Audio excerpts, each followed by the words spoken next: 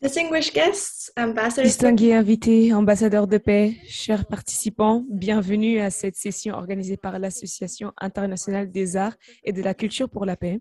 Avant de commencer ce programme, permettez-moi d'expliquer brièvement l'interprétation. Le webinaire sera en anglais et traduit en français et en russe. Si vous avez besoin d'une interprétation, veuillez cliquer sur le petit globe en bas de votre écran et choisir votre canal préféré. Pour toute question aux panélistes, veuillez utiliser l'icône Q et R. Quant aux biographies des intervenants, vous les trouverez dans le chat. Je m'appelle Mélanie Komagata de la FPU Europe et Moyen-Orient et je serai la modératrice de cette session. Le sujet de cette 8e et dernière webinaire des forums mondiaux Think Tank 2022 est surmonter la division de la péninsule coréenne par la diplomatie culturelle et les arts et est organisée par l'Association internationale des arts et de la culture pour la paix, IAACP. Elle rassemble des leaders du monde des arts pour construire un monde de paix en attirant l'attention non seulement des défis critiques auxquels nous sommes confrontés en tant que famille humaine, mais aussi sur les opportunités de transformation. En effet, notre opérateur principal et les membres du panel feront de leur mieux pour aborder le sujet et répondre aux questions sur la façon dont l'art et la culture peuvent être des moyens de rassembler un peuple divisé et ont le pouvoir de guérir et de réconcilier en nous permettant de voir au-delà des barrières que nous avons construites, alors que nos émotions humaines, les plus profondes de nos cœurs, battent à l'unisson. La Corée est divisée depuis plus de 70 ans et c'est pourquoi, dans le cadre du webinaire d'aujourd'hui, nous explorerons en parole et en acte les voies de la paix qui sont propres à la culture et aux arts. Le docteur Mark Dunfried nous parlera de diplomatie culturelle et nous verrons des jeunes artistes s'exprimer en musique, en poésie, en cuisine et dans les arts visuels. Et donc, sans plus tarder, je vous présente notre docteur Dunfried, qui est le directeur général de l'Institut de la diplomatie culturelle. Le docteur a obtenu une licence en histoire de l'Europe moderne et en français de l'Université de Columbia en 2000. Il a également passé 2 semestres à l'Institut d'études politiques à Paris où il a rédigé sa thèse sur la diplomatie du jazz. En 1999, le Dr Dunfried a publié Searching for a Cultural Diplomacy, explorant l'importance de la diplomatie culturelle dans des régions qui ont été négligées par les chercheurs jusqu'à présent, l'Europe de l'Est, l'Asie et le Moyen-Orient. En 2001, il a fondé l'Institut pour la diplomatie culturelle qui s'est développé depuis pour devenir l'une des plus grandes organisations indépendantes d'échange culturel en Europe et qui continue à s'engager dans son objectif de promouvoir la paix et la stabilité mondiale en renforçant et en soutenant les relations interculturelles à tous les niveaux. Donc, merci, Dr. Donfried. C'est un honneur de vous présenter et vous avez la parole. Merci beaucoup. Est-ce que je pourrais juste vous demander avant de retourner un peu votre caméra et de la mettre de façon horizontale, s'il vous plaît? Comme ça, on pourra bien vous voir. Voilà, c'est parfait. Merci beaucoup. C'est parfait. Alors, est-ce que le son, il est assez bon? Ou je vous entends parfaitement. Merci beaucoup. OK, c'est parfait. Alors, tout d'abord, merci beaucoup de m'avoir invité. C'est un honneur d'être ici parmi vous. Et une chose que je peux dire par rapport à cette conférence, c'est de partager quelques commentaires et réflexions sur la définition même de la diplomatie culturelle. Alors, on a vu à travers des conférences que la diplomatie culturelle a beaucoup d'impact. Donc, ça peut passer par la voie des arts. Alors, je vais vous parler un peu de l'utilité, en fait, de la nécessité d'une diplomatie culturelle.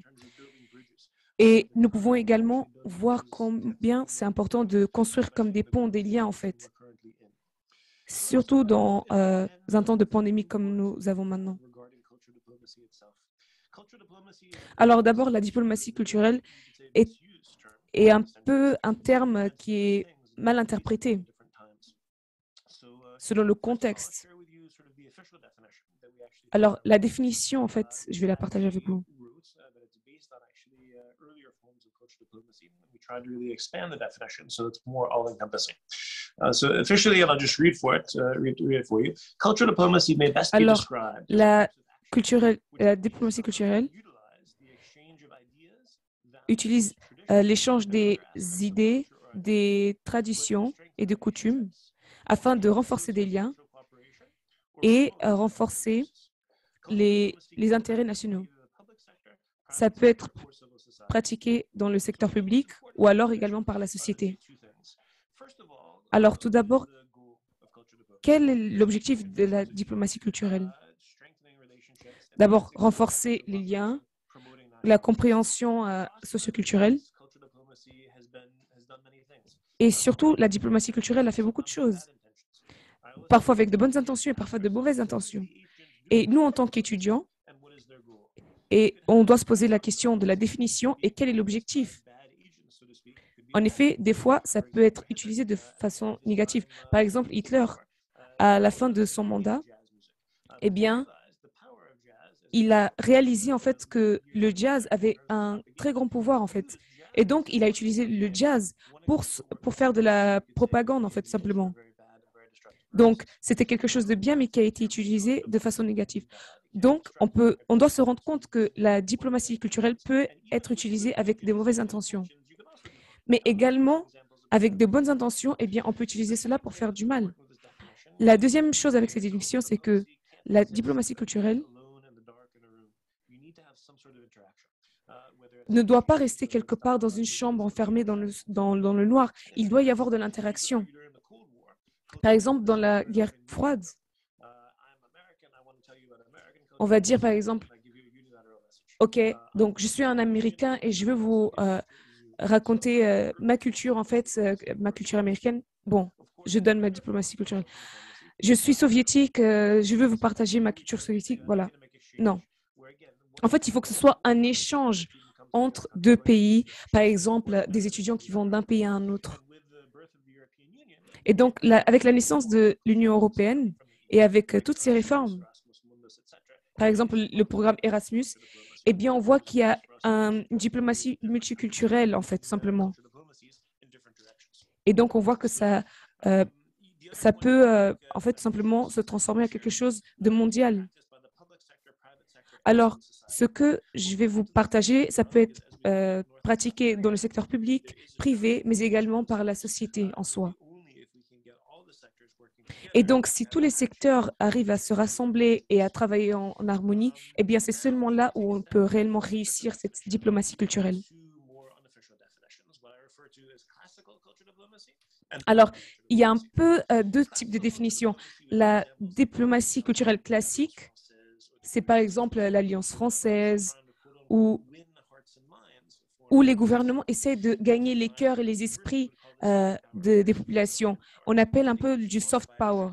Donc, le pouvoir un peu d'où il n'y a pas vraiment cette façon de forcer en fait les personnes à croire en leurs règles.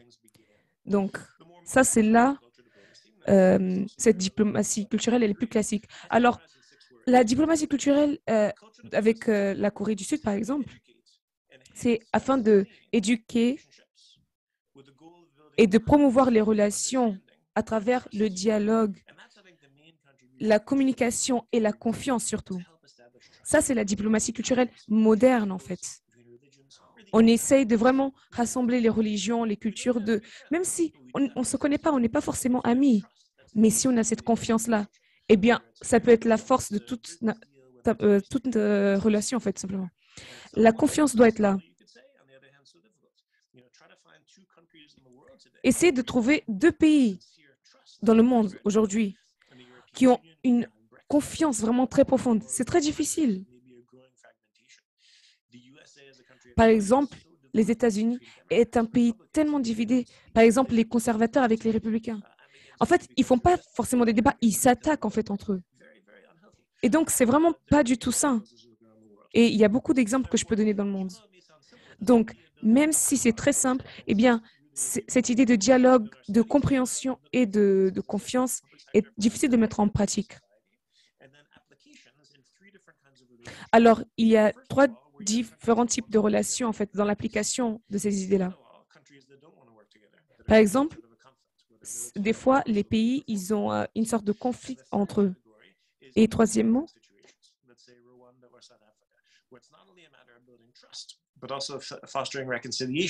par exemple, il y a eu un passé assez lourd et du coup, c'est difficile en fait de passer le cap. On peut donner l'exemple de l'Afrique du Sud ou même aujourd'hui de la Corée du Sud avec un passé qui était assez difficile et qui fait qu'il est difficile d'installer une confiance entre les populations nord-coréennes et sud-coréennes.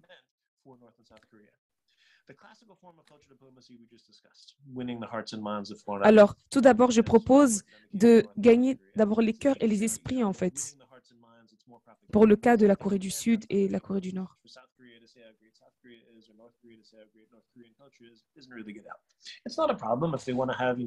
Alors, c'est vrai que c'est bien qu'il y ait des échanges culturels, mais en fait, ça, ce n'est pas forcément une priorité. Mais ce que je recommanderais, c'est plutôt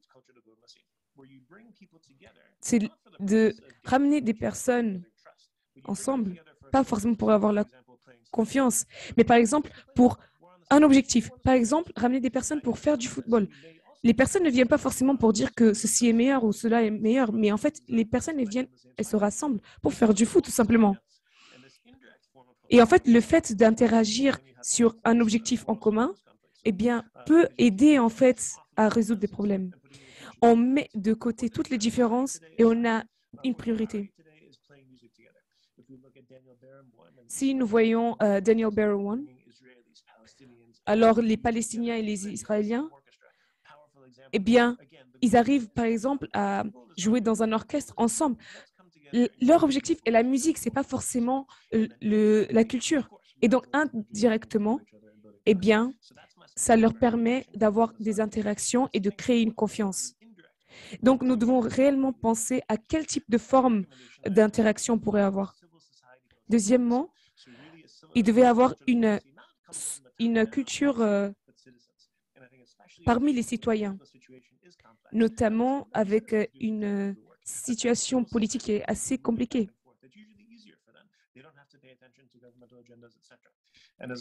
C'est vrai que s'ils arrivent à interagir entre citoyens, c'est beaucoup plus facile de ne pas penser surtout à la politique. Alors, la troisième étape, c'est vraiment d'écouter plutôt que de parler, en fait. Par exemple, quand les Coréens du Sud sont allés en Corée du Nord, eh bien, ils voulaient plutôt, en fait, dire ce qu'il faudrait faire. Mais en fait, il faut qu'il y ait vraiment écouté, parce qu'on gagne beaucoup plus en écoutant qu'en parlant seulement. Donc, merci beaucoup, en tout cas. Merci beaucoup. Ça, c'était vraiment très profond. Alors, j'aimerais tellement écouter beaucoup plus sur la diplomatie culturelle. Mais comme on a un temps assez court, eh bien, j'espère que vous pourrez répondre à d'autres questions grâce aux questions qui seront posées dans le Q&R. Mais voilà, si je peux me permettre, poser une question à vous. Mais je pense que c'était vraiment très intéressant que vous avez parlé que pendant la guerre froide, eh bien, il y avait des échanges unilatéraux. Et je pense que ça existait également dans la péninsule coréenne. C'est vrai que c'est difficile d'avoir des échanges bilatéraux parce qu'ils sont tellement isolés en Corée du Nord. Je me demande alors comment est-ce que ça pourrait être surmonté. C'est vrai qu'il y a eu des échanges et on le verra juste après dans quelques vidéos et dans quelques témoignages, mais comment est-ce que cela peut être appliqué? Et notamment, si nous avons une diplomatie culturelle indirecte, en fait, l'objectif, il serait le même, pas forcément la politique, mais ce serait de, par exemple, faire de la musique ensemble, de faire du foot ensemble. Qu'est-ce que vous auriez à dire par rapport à cela? Alors, je pense que dans des situations difficiles, c'est de faire de notre meilleur, de faire le mieux qu'on peut, en fait.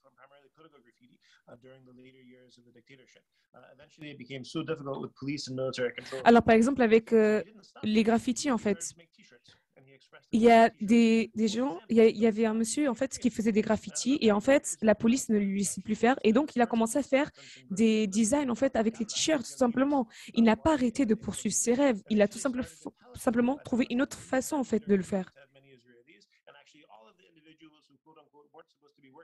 Working together, and they did it primarily through Facebook.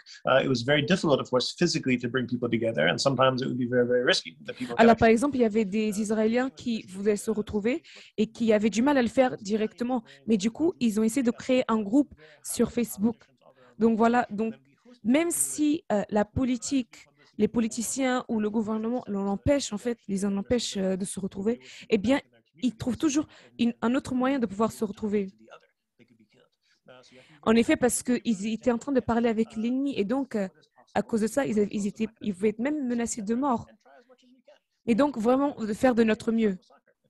Si vous voulez commencer avec le foot, vous commencez avec le foot. Si vous voulez commencer avec la musique, faites-le avec la musique également. Mais commencez par quelque chose.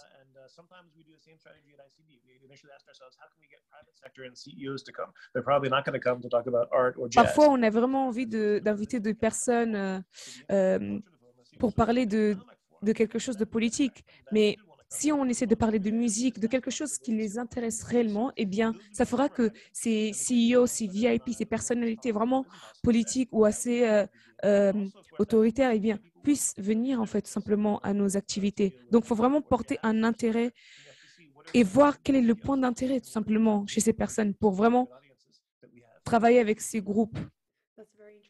Ah, c'est très intéressant. En tout cas, merci beaucoup. Je pense que le plus important entre les deux Corées, c'est qu'ils ont une culture en commun. Donc, ce n'est pas impossible de faire un échange parce qu'ils ont une culture en commun. Mais alors, je vois également une question dans le chat. Bénédicte Suzuki qui dit que ce serait bien de promouvoir en fait l'échange avec le DMZ. Alors, je ne sais pas si vous avez entendu, mais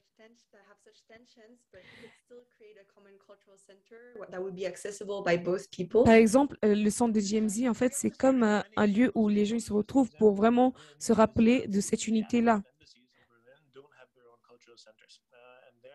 Alors, oui, c'est vrai que c'est assez difficile parce qu'il y a beaucoup de pays, notamment, par exemple, au Brésil ou en Afrique, où il n'y a pas vraiment de centre culturel où les gens ils peuvent se rassembler et se rappeler de cette unité-là.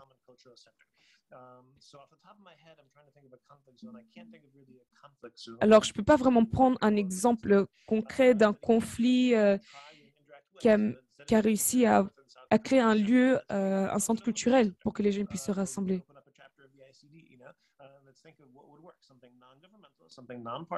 Est-ce qu'on devrait penser à quelque chose de gouvernemental, non gouvernemental, au niveau de l'éducation?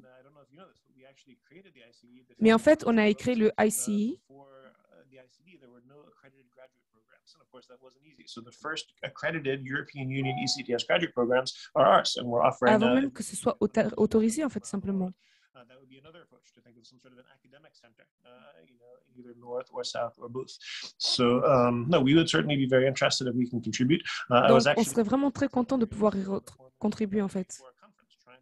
J'ai été en Corée du Sud pour voir quelles étaient les stratégies, en fait, avec le succès, en fait, de la K-pop culture, en fait, simplement. Donc, c'est vrai que c'est des choses, en fait, qui peuvent vraiment permettre d'unifier, en fait, des personnes de différentes cultures avec des idées différentes. Merci beaucoup, Dr. Mark Dunfried. Et on est vraiment très content, en fait, d'avoir entendu vos remarques. Alors, quelqu'un a demandé pour les contacts. Alors, quelqu'un a demandé notre contact. Alors, c'est www.culturaldiplomacy.org. Donc, sur ce site, vous pourrez avoir accès à nos informations et ça pourra vous aider. Alors, comme ça, vous serez moins enfreint à faire des erreurs et réellement comprendre en fait les objectifs de la diplomatie culturelle pour avec de bonnes intentions. Merci beaucoup. Merci beaucoup. Merci infiniment pour votre présentation. C'était vraiment très profond. On voit vraiment le pouvoir de la diplomatie culturelle et comment ça permet également le dialogue et la confiance. Et maintenant, merci de rester jusqu'à la fin. Nous aurons quelques performances en fait, mais voilà, vous serez invité également à partager quelque chose. Alors maintenant, nous allons passer aux performances musicales. Nous aurons Hyeong Jong. Elle est originellement de la Corée du Sud, mais elle vit maintenant en Espagne. Et en fait, elle a été en contact avec la musique eh bien, très très tôt. Et elle a étudié à l'université, le Conservatoire supérieur de musique de Madrid. Elle se consacre à l'enseignement du piano, organisant chaque année des concerts avec des élèves. Elle a joué à Madrid au Círculo de Bellas Artes, Espacio Ronda, et aussi à Ateneo de Madrid, Casa de Castilla-La Mancha, et même au Teatro del Liceo Oresé. Et ses prochaines représentations en 2022 auront lieu à l'Auditorium Manuel de Falla de la SGAE et au Musée provincial de Turel. Et donc, elle nous a envoyé une vidéo où elle est en train de jouer deux morceaux. Donc, d'abord Arirang, qui est une chanson folklorique coréenne et célèbre tant en Corée du Nord qu'en Corée du Sud et qui a été inscrite à 2 reprises au patrimoine culturel immatériel de l'UNESCO à la demande des 2 Corées. Donc, profitez-en. Merci. Bonjour, je m'appelle Hyeong Jong. Je suis de Séoul et je vais vous jouer Arirang.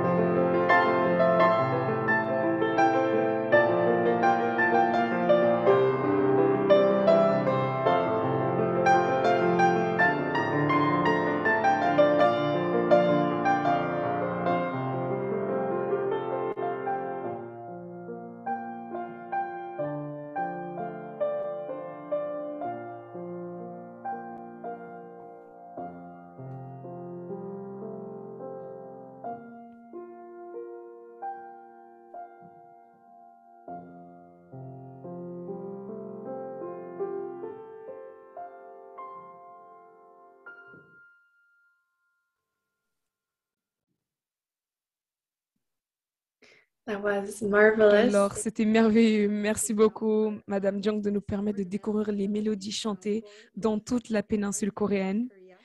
Et heureusement, nous pourrons entendre un dernier morceau à la fin de ce programme. Alors, assurez-vous de rester pour cela.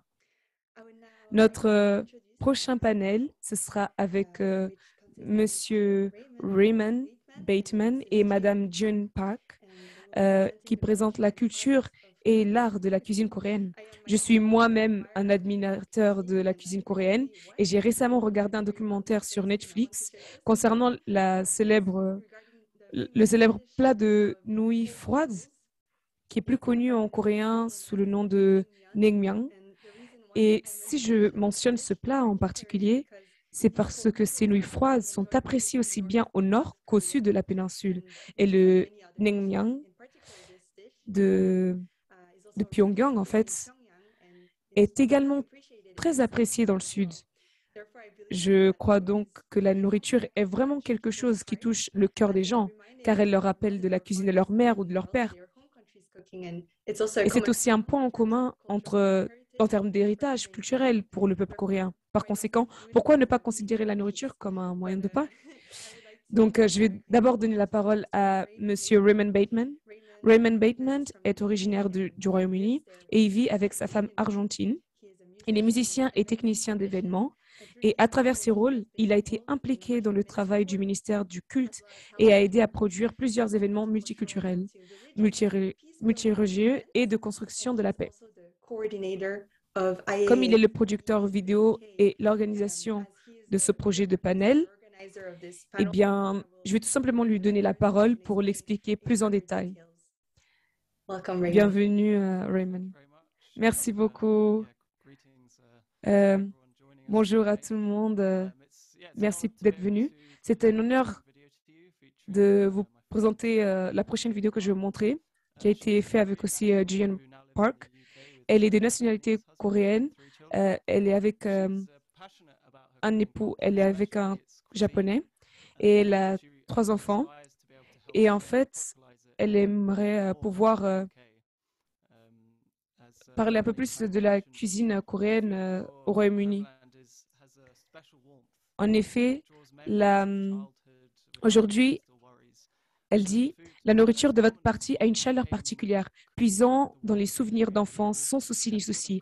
La nourriture commune au Daehanminkook, le seul grand peuple coréen, peut les rassembler au-delà des mots et des politiques.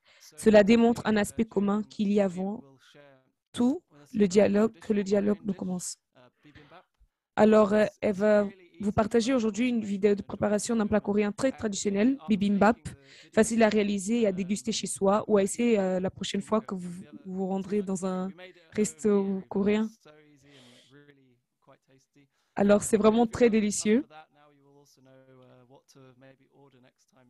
Et voilà, si vous n'êtes pas prêt à le faire vous-même, eh bien, au moins vous saurez ce que vous pourrez demander prochainement dans un restaurant coréen. Donc, merci beaucoup et profitez-en. Bonjour, je m'appelle Jinon Park et je viens de Corée du Sud. Je suis mariée à un Japonais et j'ai déménagé au Royaume-Uni en 2011. Aujourd'hui, je vais cuisiner du bibimbap. C'est un plat célèbre et très apprécié en Corée. C'est un plat coloré composé de divers légumes et de viande. Vous pouvez également le préparer sans viande pour le déguster comme un plat végétarien.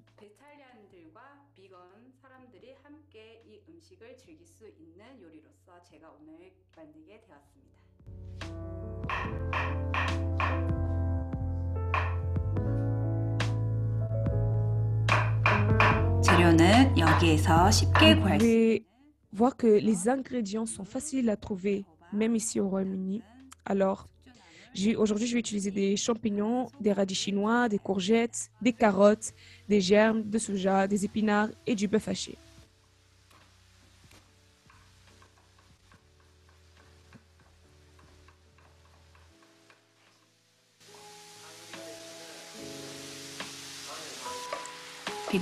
Pour faire du bibimbap, vous n'avez pas besoin de suivre une recette stricte. Vous pouvez donc utiliser tout ce qui est facile à trouver.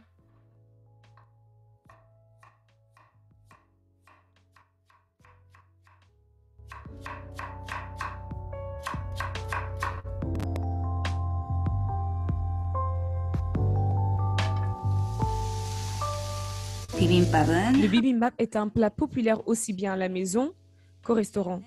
C'est un repas apprécié à la fois par les enfants et les adultes.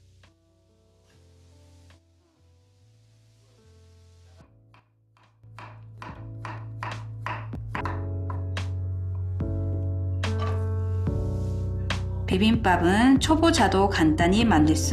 un repas que tout le monde peut préparer et il suffit de couper les légumes, de les cuire dans de l'huile de sésame et de l'ail et de les assaisonner avec du sel.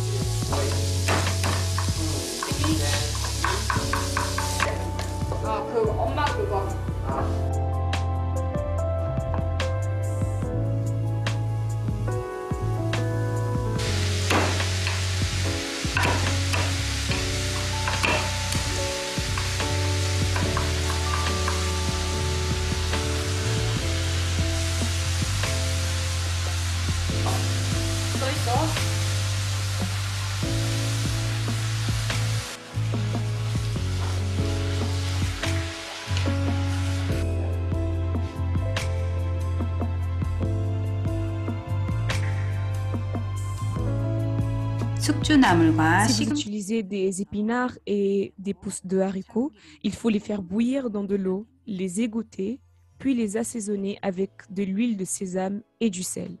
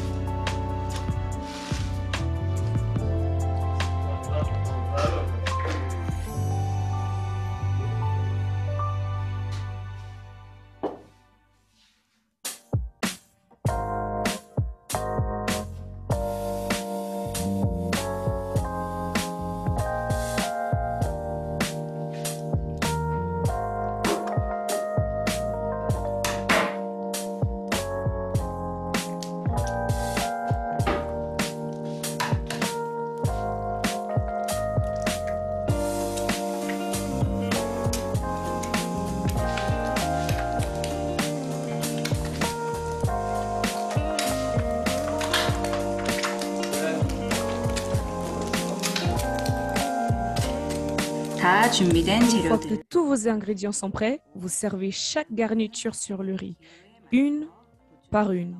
Si vous l'aimez épicé, vous pouvez ajouter du gochujang.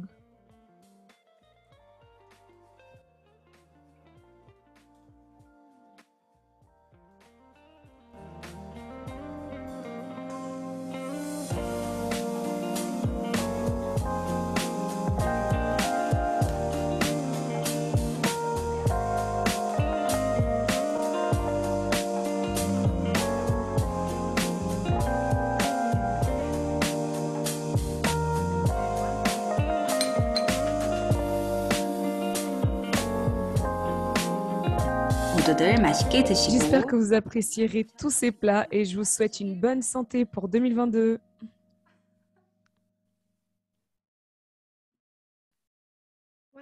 Wow, ça me donne vraiment envie de prendre un deuxième repas.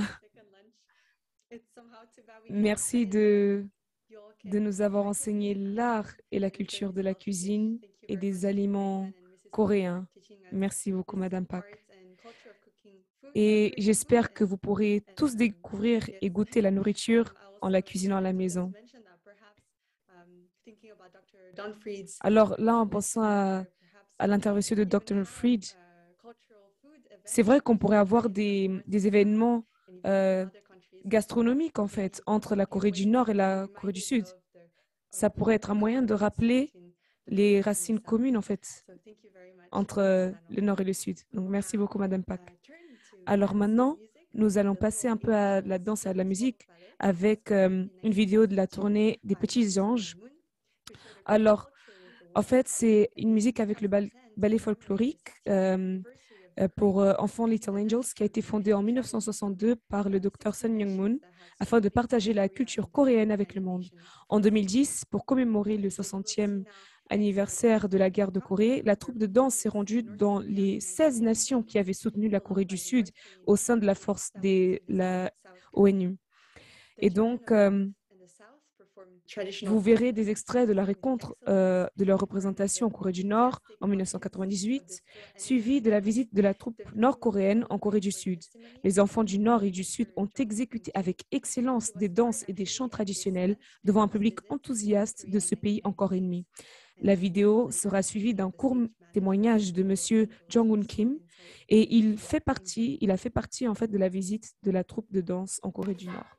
Donc, merci beaucoup de suivre la vidéo. À leur arrivée à l'aéroport de Pyongyang en 1998, les Little Angels ont été accueillis par leurs homologues nord-coréens. Partageant la même langue et la même culture, ils se sont pris la main et se sont embrassés naturellement.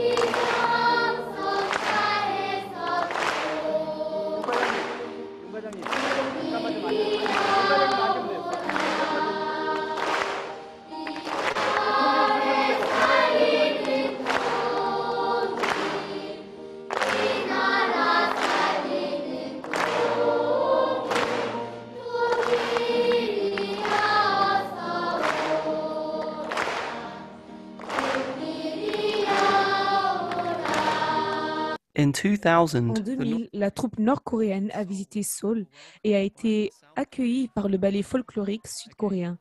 Là encore, ils se sont rapidement rapprochés.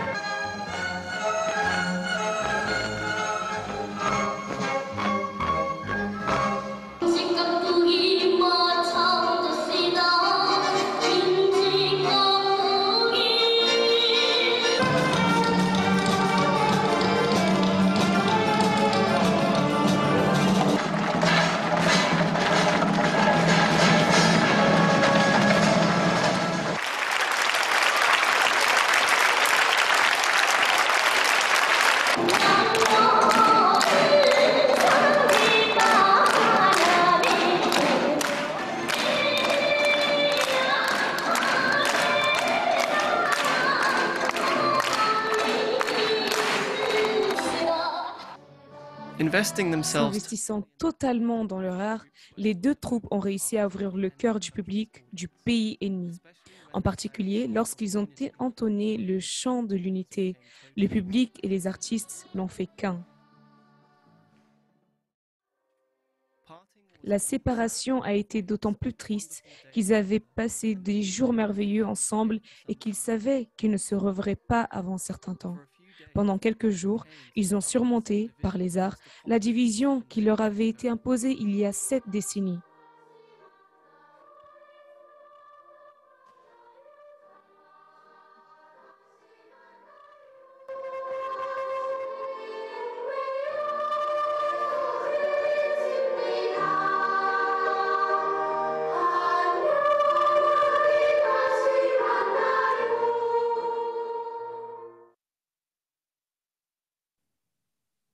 Témoignage de Jong-Hoon Kim.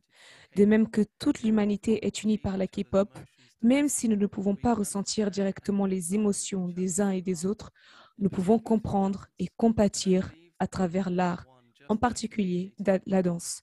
Et je crois que nous pouvons devenir unis simplement en communiquant. Après les événements, nous n'avons pas pu nous rencontrer ou rester en contact. C'est vraiment réconfortant de voir cela. Et de voir ces jeunes enfants du Nord et du Sud exécuter des danses traditionnelles coréennes et de chanter des chansons ensemble. Donc, c'était vraiment touchant. Merci infiniment. On voit que l'unité de cette audience, en fait, et des jeunes artistes a véritablement créé une atmosphère harmonieuse que le public a ressentie et exprimée avec émotion. Ils ont pu surmonter, en fait, les concepts. Merci également à M. Jong-Hoon Kim pour son témoignage profond qui montre le pouvoir de la musique et de la danse, qui permet la compréhension mutuelle et l'empathie pour l'autre. M. Kim a également montré la réalité de la Corée divisée qui empêche toute rencontre ou même toute communication entre ces jeunes Coréens du Nord et du Sud. Alors, j'espère réellement que ce genre d'événement puisse avoir lieu en fait dans l'événement. Alors maintenant, nous allons avancer avec de la musique et je voudrais vous présenter mon cher ami Benjamin Laïda qui va parler de la musique comme moyen de surmonter la division. Benjamin Laïda termine actuellement sa dernière année au Conservatoire des Beaux-Arts et de la musique de Prague avec une spécialisation en violoncelle et une mineure en piano. Il participe activement à différents orchestres de chambre et symphoniques ainsi qu'à travers différentes chorales. Il a également des liens étroits avec la Corée puisqu'il a étudié la langue coréenne pendant 2 ans en Corée du Sud et qu'il travaille également à l'obtention d'une licence en études coréennes à l'université Charles de Prague. Donc, Benjamin, vous avez la parole. Merci beaucoup. Bonjour, je vous salue depuis la belle ville de Prague, comme vous pouvez le voir, avec le coucher de soleil. Alors aujourd'hui, j'aimerais vous parler d'un projet musical international que j'ai co-organisé à l'été 2017.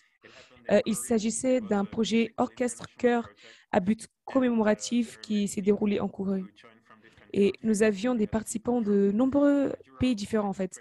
Il y avait des musiciens d'Allemagne, d'Autriche, de Suisse, de Royaume-Uni, de République tchèque, de Slovaquie, d'Allemagne, de Russie et même aussi des pays d'Asie comme la Corée ou le Japon. Et nous avons vu que l'Est et l'Ouest étaient coopérants en fait dans ce projet-là. Et nous avons en fait interprété un morceau de musique qui parlait de gratitude, d'amour et de compassion partagée. En effet, en maîtrisant ce morceau ensemble, nous avons pu nous rendre compte que la musique ne connaît pas de frontières. Et bien que nous venions tous d'horizons différents et que nous pouvions tous voir au-delà, parce que nous partagions le même objectif, la même passion. Donc, on a vraiment pu comprendre cela. Alors, je crois que les images peuvent en dire plus que 100 mots. Et c'est pourquoi je vais vous montrer 2 courtes présentations et une vidéo musicale.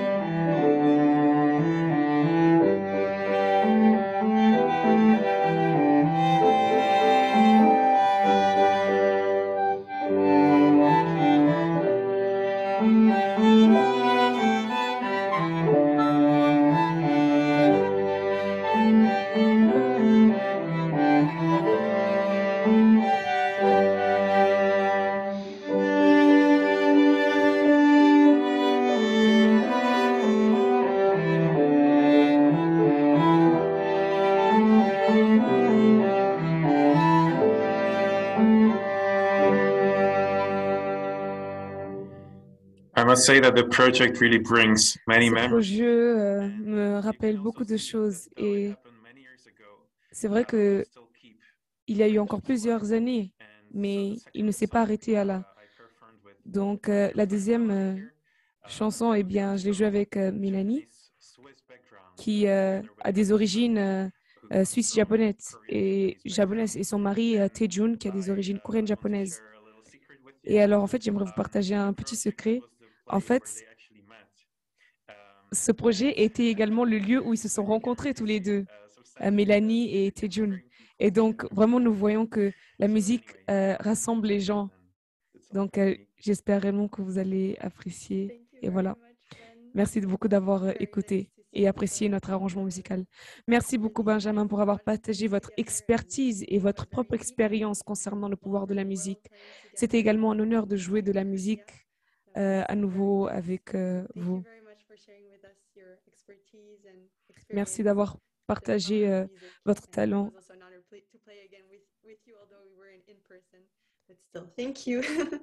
Et c'était bien aussi de partager ce moment avec vous, même si on n'était pas en présentiel. Alors maintenant, je vais vous présenter Monsieur Carlos Badosa, qui va passer à la poésie.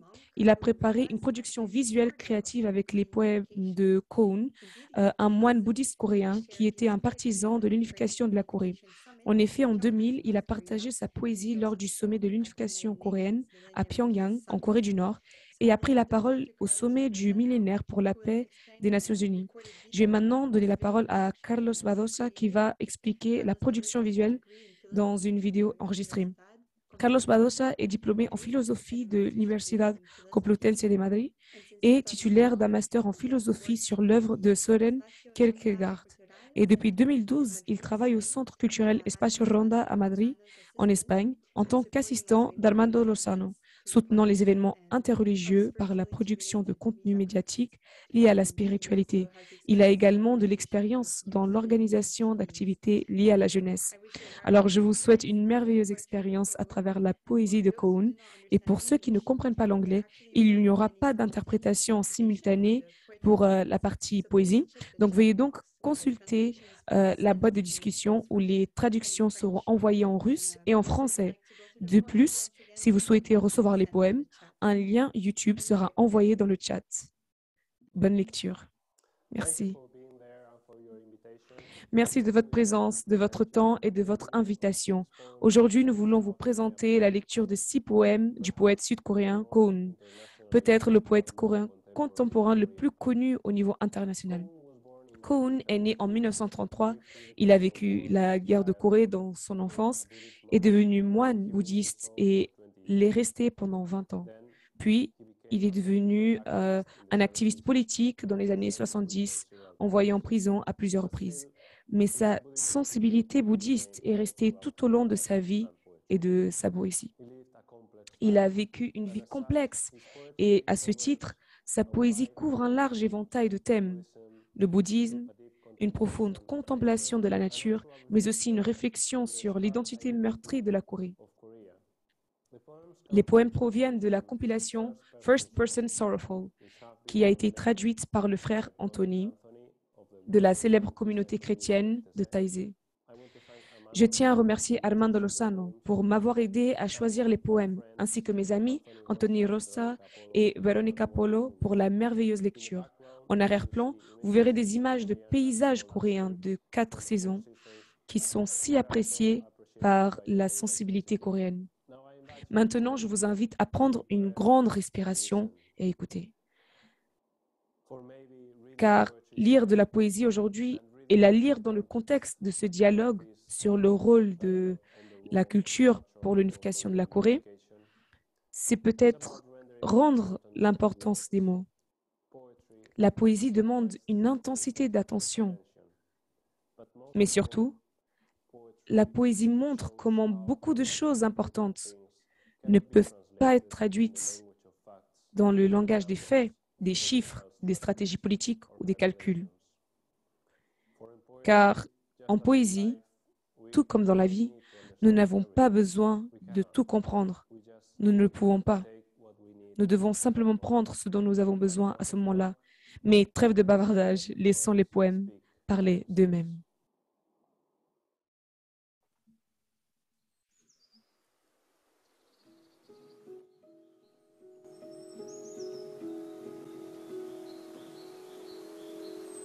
Behold, one white butterfly, ghost of wisdom, is flying over the foolish sea.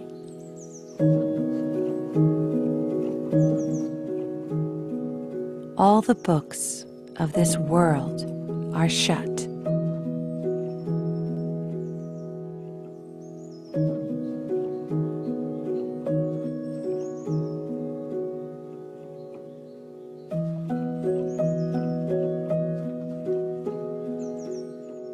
From inside the house, a poodle's tail came out, welcoming. From inside the house, my heart came out, rejoicing and welcoming. I removed my helmet, laid down my gun, undid my bandolier. I took off my ox leather boots, removed my socks, left sock first. My bare feet emerged, pitiful, as fresh shoots beaten down. I looked at my wife's photo. I began to weep.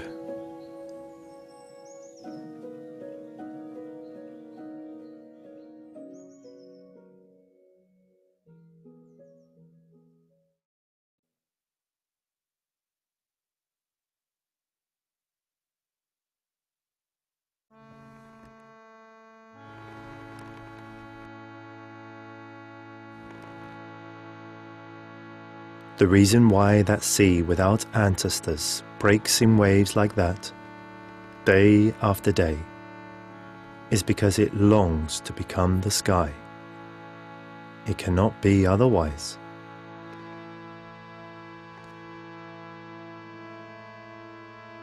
The reason why that sky foolishly, day and night, produces clouds and then erases them is because it longs to come down to the sea. It cannot be otherwise.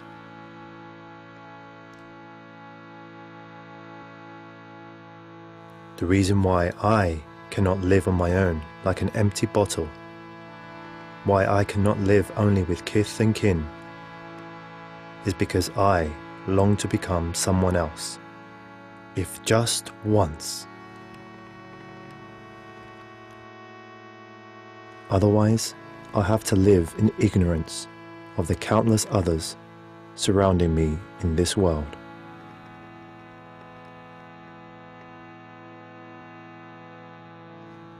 You people, marvel at the boy. Marvel at the boy's song.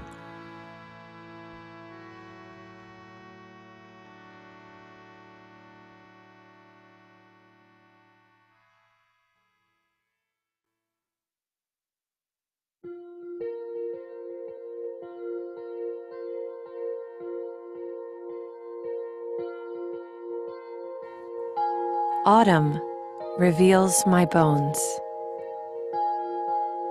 My heart has been bruised to the core. It has become the blue sky. There is no broken knife lightning, no thunder. Yellow sea at sunset. No peacock's tail floats on the sea. On the mountain slopes, and inside their shadows, the fallen leaves are blowing about. The soul regrets. At the seaside, a few shells are playing. Now I want to learn nothing.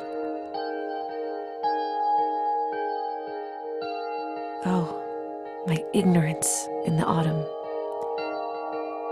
I am most grateful to have grown up only in this little country, south of the Armistice Line.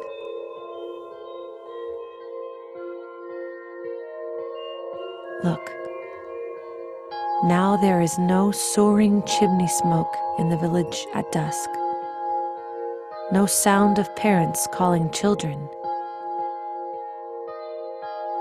I would say that this is how we are today.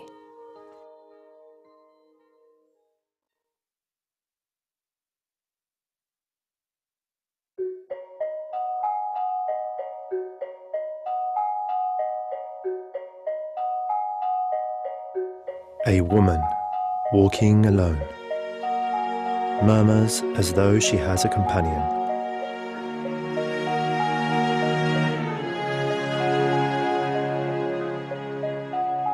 A woman, reading a novel, weeps with the weeping of a woman abandoned in the novel.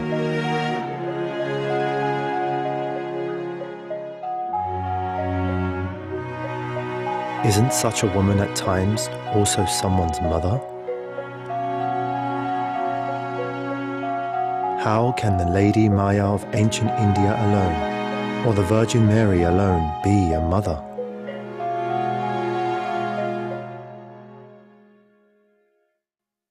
And a woman who has no child, yet can search through the darkness after sunset, isn't she also a mother?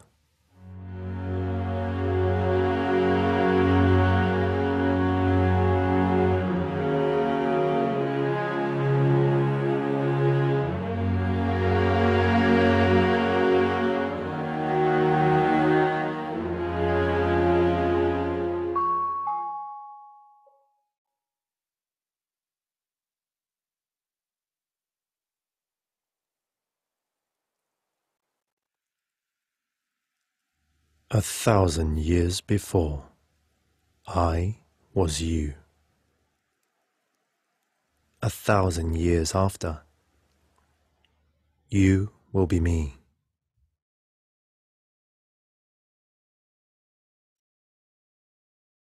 Together, we are listening, all ears.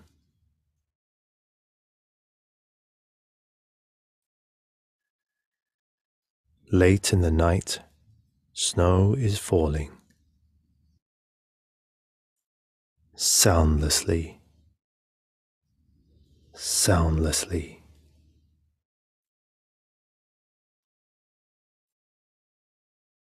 We are both listening.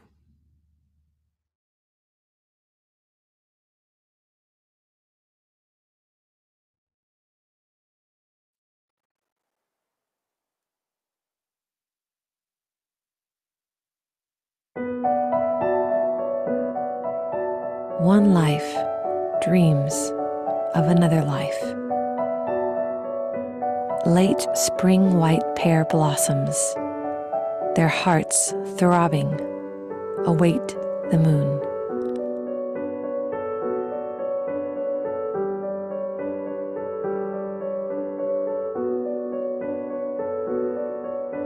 One life resembles another life. In the summer night, the field of buckwheat flowers awaits the moon. One life inhumes another life. It's winter.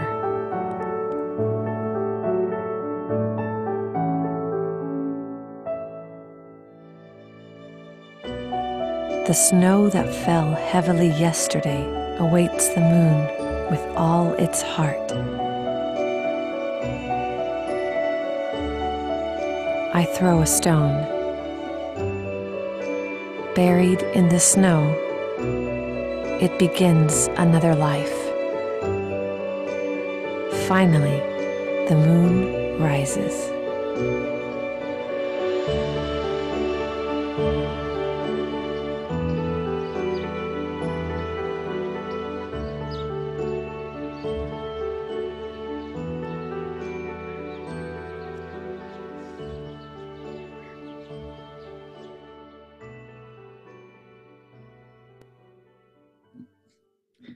Wow, c'était une merveilleuse œuvre d'art. Et je vois que beaucoup de gens apprécient en fait euh, cette œuvre d'art en fait. Pas seulement une question de poésie, mais également la beauté de l'art en fait avec les arts visuels. Donc merci beaucoup Armando Lozano et également à Koun. Alors on n'a pas vraiment beaucoup de temps, donc nous arrivons déjà à notre dernier panel avec Monsieur David González Tejero, directeur du Cœur d'enfants, Nuestra Señora del Recuerdo, un cœur de... Alors, oui,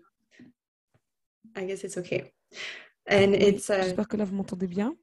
Alors, en fait, c'est un chœur de 100 enfants qui a effectué des tournées dans de nombreux pays d'Europe, au Japon et en Israël.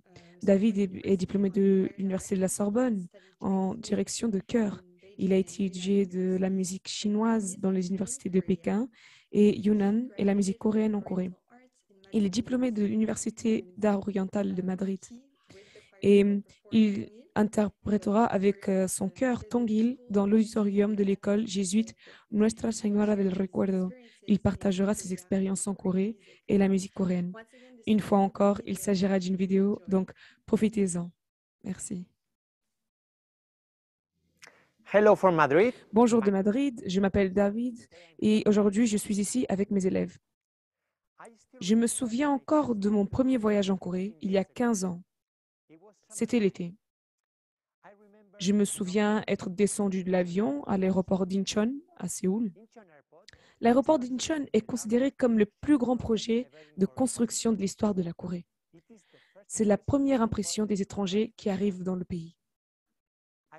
J'ai traversé les immenses couloirs de cette construction impressionnante pour prendre mes bagages et avant d'arriver à la récupération des bagages, j'ai vu une immense fresque murale sur le mur représentant 4 musiciens coréens dansant et jouant de leurs instruments de musique traditionnelle.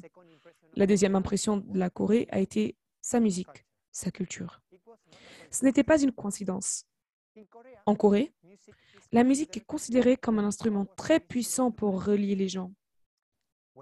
Lorsque nous écoutons de la musique, lorsque nous chantons, lorsque nous dansons, une partie de nous se connecte à nous-mêmes et lorsque nous la partageons, nous nous connectons aux sentiments des autres. Ils le savent très bien en Corée. Si vous allumez la télévision en Corée, vous trouverez une chaîne de télévision consacrée à la musique coréenne toute la journée. Nous pouvons voir ce qui se passe aujourd'hui avec la musique coréenne K-pop, en Corée et dans le monde entier. Lorsque des jeunes gens chantent, dansent les mêmes chorégraphies et s'habillent de la même manière que d'autres personnes dans le pays et dans différents pays, ils se connectent les uns aux autres. Et je sens qu'ils font partie des mêmes idées et du même esprit. En fait, la K-pop est une projection moderne et internationale de l'unité coréenne. Ce qui est vraiment incroyable en Corée, c'est la capacité à accorder le même niveau d'importance à la musique traditionnelle, occidentale et moderne. Pendant de nombreux siècles, les Coréens ont créé et persévéré l'idéal de leur pays par la danse et la musique. Les agriculteurs jouaient d'instruments de percussion comme les gongs et les tambours pour se faire entendre dans la campagne. Ils jouaient et dansaient des rythmes complexes.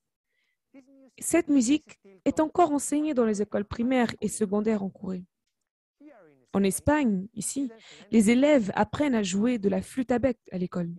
En Corée, les élèves apprennent à jouer du danso, une sorte de flûte à bec coréenne.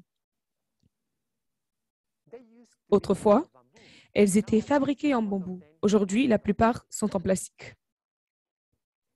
Si vous allez à Séoul, je vous suggère de visiter le Centre des Arts, un immense espace où vous trouverez l'opéra, un immense auditorium où joue l'orchestre national, ainsi que le Centre national de Gugak, une institution inspirée de l'esprit du royaume de Silla qui préserve et promeut le patrimoine musical coréen.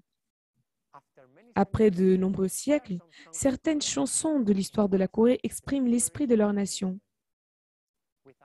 La chanson la plus célèbre de Corée qui exprime cette idée est, sans aucun doute, Arirang. Il existe de nombreuses versions de ce chant qui datent de 600 dernières années en fait. Lorsque les Coréens chantent Arirang, ils oublient leurs différences politiques. Arirang est considéré comme un hymne non officiel de la Corée. De plus, il a été utilisé lors de plusieurs Jeux olympiques, en 2000 à Sydney, en 2004 à Athènes et en 2018, notamment à Pyeongchang. Donc, Arirang a été utilisé comme ligne de l'équipe unifiée de la Corée du Nord et de la Corée du Sud, que Dieu a créée pour ces Jeux. Aujourd'hui, nous ne chanterons pas Arirang. Vous pouvez trouver de nombreux exemples et versions sur Internet de cette célèbre chanson. Aujourd'hui, nous ne chanterons ni ne danserons sur aucune musique K-pop. À la place, nous allons chanter une autre chanson très célèbre que la communauté coréenne chante dans le monde entier. La communauté coréenne, placée à Madrid, chante cette chanson quand elle se réunit. Il y a une chanson appelée Uriye Soul qui parle du désir du peuple coréen d'être un pays unique et non un pays divisé. Maintenant, ici à Madrid, la chorale d'enfants de l'école Nuestra Señora del Recuerdo va chanter cette chanson accompagnée au piano par Paul Garrido. Dans un premier temps, ils chanteront une version en anglais et dans un deuxième temps, la version originale en langue coréenne.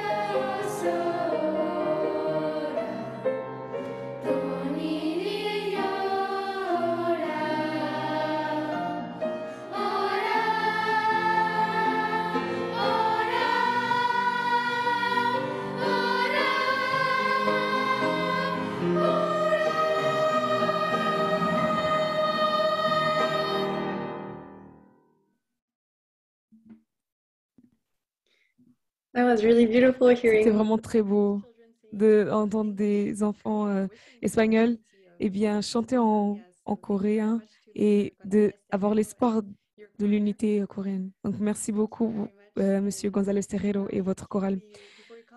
Alors, je voudrais maintenant demander au docteur John Fried, avant de clore cette session, de faire un commentaire sur toutes les performances et projets artistiques que nous venons de voir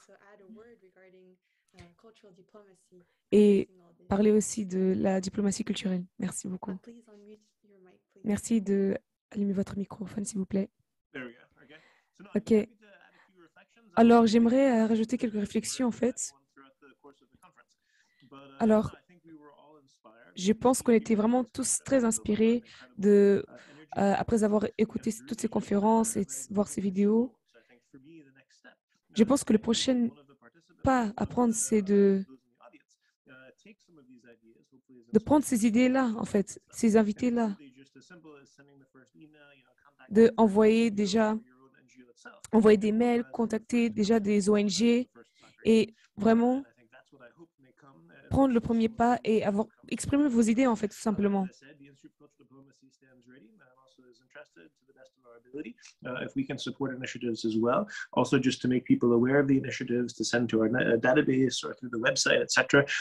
Alors, nous avons notre site, en fait, donc n'hésitez pas à nous contacter aussi sur notre site pour avoir une idée sur la diplomatie culturelle et comment procéder, en fait, afin de mieux communiquer, en fait, avec les personnes que vous voulez parler, afin de mettre en place vos projets. Nous avons également des étudiants, en fait, avec lesquels on fait des études. En effet, le but, c'est vraiment de ramener les personnes et qu'elles aient les mêmes objectifs ou pas.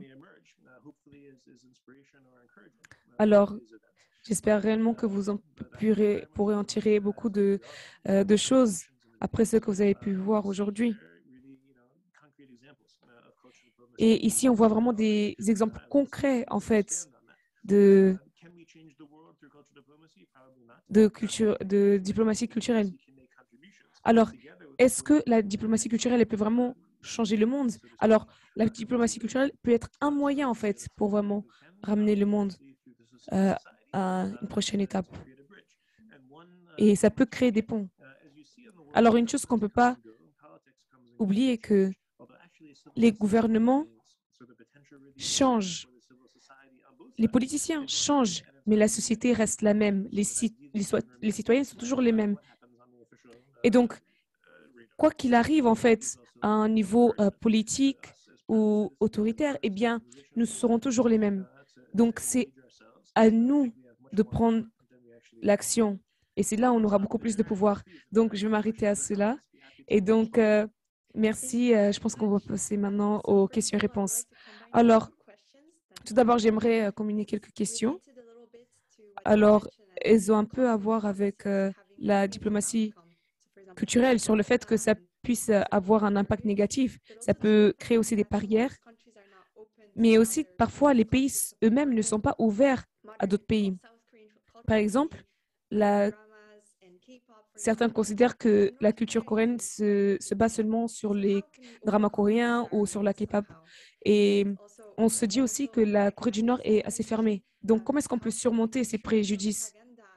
Et où est-ce qu'on peut être sûr, comment est-ce qu'on peut être sûr que la propagande ne met pas encore plus en risque ces préjudices? Alors, parfois, les étudiants posent la question entre quelle est la différence entre la diplomatie culturelle et la propagande. Alors, ce n'est pas forcément négatif. J'encouragerais la diplomatie culturelle moderne à se séparer de la propagande. J'ai un agenda, vous avez un agenda, donc il n'y a pas quelque chose de mauvais, mais on doit être vraiment transparent par rapport à ça et honnête. There's nothing bad about that. That a country wants to, promote its interests abroad. Par exemple, s'il y a un pays qui veut promouvoir sa culture et ses intérêts à l'international, eh bien, il n'y a pas de souci. Parfois, il y a de la propagande, parfois pas. Mais voilà. Par exemple, cet artiste-là en Égypte qui ne pouvait pas faire des graffitis en fait dans son propre pays, eh bien, il en a fait des t-shirts. OK, trouvez toujours d'autres moyens. Si nous ne pouvons pas, en fait, toujours trouver des possibilités, en fait. Mais le but, c'est de rassembler les personnes. Indirectement, c'est toujours mieux que directement. Donc, par exemple, nous n'avons pas un budget ou on n'a pas forcément toujours les choses qui sont mises en place, par exemple, que ce soit au niveau du gouvernement ou du financement. Mais le plus on a des défis, le plus on devient fort. En fait, on est vraiment capable d'avancer. Donc, OK, peut-être que vous n'avez pas le pouvoir de le faire, votre conférence en Corée du Nord. Eh bien, faites-le en Corée du Sud.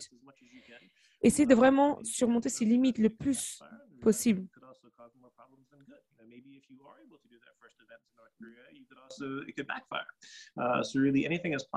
Vous aurez peut-être un meilleur résultat que ceux auxquels vous seriez attendu, en fait, tout simplement. Vraiment, essayez d'être à l'écoute des deux côtés, en fait, pas seulement, donc, soit du secteur public ou privé. Si c'est seulement le gouvernement ou si c'est seulement le secteur privé ou secteur public, eh bien, c'est vraiment très difficile d'atteindre tous les citoyens. Donc, merci beaucoup pour votre question. Merci beaucoup pour vos réponses et d'être resté jusqu'à la fin, en fait. Merci beaucoup. Merci beaucoup, le plaisir est à moi et c'était vraiment une expérience incroyable. Et j'ai vraiment hâte de vous revoir et j'espère réellement que tous les participants puissent prendre une initiative de leur côté. Merci beaucoup, monsieur et docteur Mark Dunford. Et bien maintenant, nous allons clôturer cette 8e session. Mais attendez, parce que nous allons encore parler des forums mondiaux, parce qu'ils auront encore lieu dans la semaine prochaine, aussi en ligne. Et donc, comme transition vers la cérémonie de culture, eh bien, nous allons écouter en fait simplement notre pianiste Madame Yerung Jung dans une composition personnelle intitulée Forgiveness. Alors, de nombreux actes terribles ont été commis pendant la Corée fratricide entre la Corée du Nord et la Corée du Sud, jusqu'à ce que la trêve y mette fin et que la DMZ soit établie entre les deux Corées. Alors, pour surmonter les rancœurs et les blessures des deux côtés et pour mettre fin à la division, le pardon est indispensable. Écoutons donc cette composition en priant pour que le pardon puisse faire fondre toute la douleur et qu'une nouvelle histoire d'une péninsule coréenne réunifiée puisse commencer. Merci, je vais vous jouer la chanson Forgiveness. Le pardon.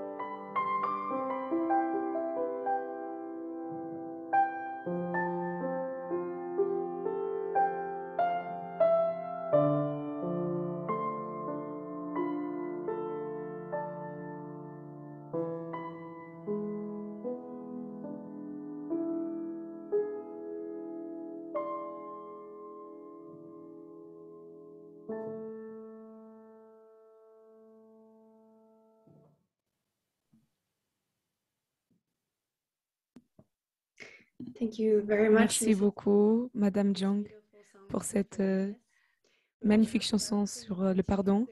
Alors, nous allons maintenant arriver à la clôture de nos forums Think Tank 2022 sur le thème vers une réunification pacifique de la péninsule coréenne. Alors, j'aimerais inviter le docteur Michael Bacom pour ses remarques finales. Le docteur Michael Bacom est actuellement président régional de la Fédération des familles pour la paix mondiale pour les 72 nations d'Europe, du Moyen-Orient et d'Eurasie. I'm very sorry. I just lost. Very good. I will continue. He was born in Il est né au Nigeria. Nigeria, a fait ses études en Angleterre et aux États-Unis et s'est joint au mouvement de l'unification en Californie en 1976. Lui et son épouse Fumiko ont 5 enfants âgés de 20 ans à 30 ans et qui vivent tous encore aux États-Unis. Docteur Malcolm, vous avez la parole. Merci beaucoup, Mélanie. Bonjour, bonsoir à tout le monde. Alors, c'était vraiment une session merveilleuse. Alors, on a vraiment que c'était comme un grand repas pour nos 5 sens. Alors, c'est vrai que ce qui me donne encore plus faim, c'était la partie gastronomique. Là, maintenant, je ne savais pas vraiment faire comme des nouilles. Maintenant, je crois que je pourrais le faire. Eh bien, maintenant, je pense que là, maintenant, j'aimerais bien me prendre des nouilles bien chaudes. En tout cas, merci beaucoup pour vos illustrations des difficultés diplomatiques et culturelles, tout simplement. En effet, il y a beaucoup d'obstacles. Notamment, il y a 2 années, avant la COVID, eh bien, nous avions 7 000 personnes qui venaient à nos événements. Mais cette année, nous avons même des difficultés à avoir 60 personnes. Mais je suis vraiment content quand même qu'on ait pu faire un think tank, des forums, au cours de ces 3 jours. En fait, on a réalisé que, par exemple, des faits ne sont pas forcément partagés par tout le monde. Des fois, on entendait que l'État aujourd'hui de la Corée était de la faute de la Corée du Nord, des États-Unis, de la Russie. Il y avait des conférenciers assez optimistes. Disent que la réunification de la péninsule coréenne arrive, est proche, mais il y en a d'autres qui sont un peu plus pessimistes et qui disent, mais en fait, il y a déjà 3 missiles qui ont été lancés de la Corée du Nord. Et en fait, il y a également une élection présidentielle qui est assez brutale. Et donc, à chaque fois que ces 2 nations ne perdent pas en fait l'opportunité de s'attaquer, il y a certains qui disent que ce n'est qu'une difficulté, qu'un problème, qu'un défi que la Corée elle-même ne peut résoudre en fait. Il n'y a que elle qui peut résoudre cela. Alors, on voit que toutes ces superpuissances doivent être vraiment plus impliquées en fait, que ce soit le Japon, la Chine ou les États-Unis ou même la Russie. Mais est-ce que vous êtes sûr que ces superpuissances peuvent tolérer, peuvent accepter une Corée unifiée? Et si vous assemblez en fait le pouvoir économique de la Corée du Sud avec le pouvoir militaire de la Corée du Nord, qu'est-ce que ça pourrait donner comme résultat? Quelque chose qui m'a vraiment touché, c'était William McCovish dans la cathédrale à Genève. Il disait que lorsqu'on voit les choses avec des yeux humains, eh bien, on voit que peut-être qu'il n'y a vraiment pas d'espoir, de perspective. Mais en fait, avec Dieu, toutes les choses sont possibles. Et ça, c'est en effet la philosophie fondamentale de la Fédération pour la paix universelle. En effet, il n'est peut-être pas politiquement correct de dire que Dieu, en fait, doit intervenir dans ces défis-là. En effet, ça, ce serait vraiment confirmé par nos cofondateurs, le révérend Sun Myung Moon et le docteur Hak Jahan Moon, qui célèbrent leur anniversaire le même jour. Alors là, ce serait l'anniversaire du docteur, du révérend Samuel Moon et également du docteur Hak Moon. Mais nous ne devons pas en fait rester assis et attendre que d'autres personnes prennent responsabilité. Nous devons nous-mêmes prendre responsabilité. Alors, Benjamin Franklin, le père fondateur de mon pays, les États-Unis, dit la première façon, la plus facile, c'est de prier. Et c'est pour ça que la plupart des gens choisissent de prier et rien d'autre. Mais la façon la plus acceptable de servir Dieu, c'est de vraiment servir les femmes et les hommes. Mais comment est-ce qu'on peut le faire? Alors, parlant un an avant son décès, le révérend Moon a dit que la seule façon pour arriver à la paix, c'est que les Nord-Coréens prennent la résolution et l'objectif de aimer plus la Corée du Sud, plus qu'ils aiment leur pays, et que les Sud-Coréens aiment plus la Corée du Nord qu'ils aiment leur propre pays. Mais comment est-ce que les personnes d'un pays peuvent aimer plus un autre pays que leur propre pays, en fait, simplement? En fait, il faut qu'il y ait des familles qui puissent rassembler, en fait, les deux pays. En effet, les enfants, les petits-enfants et les futures générations pourraient aller d'un pays à un autre. Et en faisant cela, on peut voir que cet autre pays ne pourrait jamais être un pays ennemi. En effet, à chaque fois qu'il y a un conflit dans le monde, des familles qui prônent la paix pourraient créer un monde de paix. Alors, j'aimerais vraiment remercier toutes les personnes qui ont participé à ces think tanks. Ayons foi en Dieu, mais aussi en notre propre bonté en tant qu'être humain, pas seulement avec la Corée, mais où est-ce qu'on soit en fait. Ma détermination personnelle et individuelle, c'est que je veux être un concepteur de la paix. Je veux faire la paix. Et où que je sois, avec les personnes que je rencontre, je veux être sûr que la paix commence en moi. Merci beaucoup pour tout et je te donne la parole, Mélanie. Merci beaucoup, Dr. Bacom, pour avoir clôturé cette session avec vos remarques et notamment avec votre aperçu des 3 derniers jours. J'aimerais dire par ailleurs que alors que ces forums de Think Tanks 2022 veulent vraiment apporter la paix en fait à travers le sommet mondial qui aura lieu du 11 au 13 février. Et vous êtes également invités à vous joindre à nous en ligne pour écouter des discours perspicaces et partager des idées. Alors, j'aimerais bien qu'on puisse faire une photo, mais avant cela, on va juste vous partager quelques événements de la FPU. Donc, s'il vous plaît, suivez-nous sur Facebook, Instagram, Vimeo, YouTube et consultez notre site web sous eume, donc eume.upf.org. Et voilà, vous pourrez également obtenir un certificat de présence. Donc, vous pouvez faire une demande sur le site TT 2022 UMEU. Alors, toutes les informations sont sur le chat, en fait. Alors, la 6e saison aura lieu donc entre 9h et 10h10 d'heure de heure Est. Et voilà. Merci beaucoup encore à tous nos intervenants ainsi qu'à notre public enthousiaste qui nous a rejoints du monde entier et au personnel qui a travaillé sans relâche ces derniers mois pour rendre ce forum mondial Think Tank 2022 possible.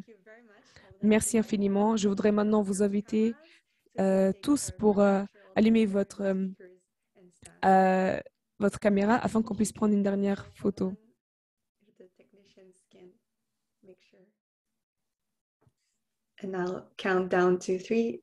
Alors, 3, 2, 1. Sourire. Maintenant, on peut faire un signe de la main. Merci beaucoup. Merci infiniment. Alors, merci. Et maintenant, nous allons clôturer ce Think Tank 2022. Vous êtes vraiment invités à nous joindre la semaine prochaine, du 11 au 13 février. Merci infiniment.